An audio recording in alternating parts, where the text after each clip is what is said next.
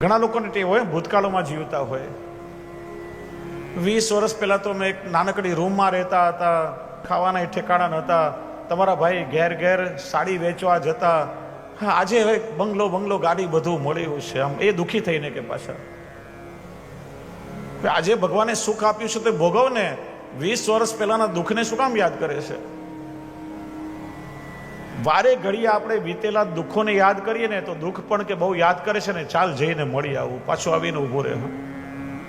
વારે ઘડીએ જેનું ચિંતન કરો તમે, એ સમય આવે. ભગવાને પુષ્કળ રૂપિયા આપ્યા હોય ને તો ઘણા લોકો શું વિચારે ખબર છે? થોડા રૂપિયા આપણે બચાવીને રાખીએ, દુઃખના સમયમાં કામ લાગશે. બોલો લ્યો, એવું શા માટે વિચારો કે દુઃખ આવશે ને કામ લાગશે?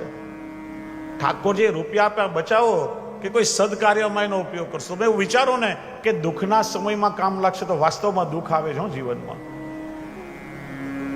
નિયમ છે વિજ્ઞાનનો, જેને વારે ઘડીએ યાદ કરો આવીને ઊભો રહેતો હોય. એટલે વીતેલા સમયને ક્યારે યાદ ના કરવું. હા, 10 વર્ષ પહેલા મારી સાસુએ એવો મેણો માર્યો ને, સાસુએ ગયા ને મેણોએ ગયું, હવે યાદ કરીને શું ફાયદો? ભવિષ્યના ભયથી ભયભીત ના થાઓ. આવું થશે તો, તેવું થશે તો.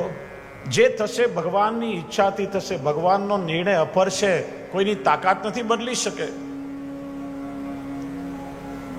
આપણી ઈચ્છાથી કઈ નહીં થાય. પ્રભુએ જે ધાર્યું હશે થશે. વર્તમાનમાં જીવો, વર્તમાન પ્રભુને સમર્પિત કરો. પ્રભુના શરણમાં જશો તો ભાગ્યને બદલવાની તાકાત, એનું સામર્થ્ય પ્રભુમાં છે. Live in present. વર્તમાન ભગવાને આપેલી અમૂલ્ય બક્ષિસ છે. અંગ્રેજીમાં એટલા માટે પ્રેઝન્ટ કહેવાય છે. વર્તમાન પ્રભુને સમર્પિત કરો.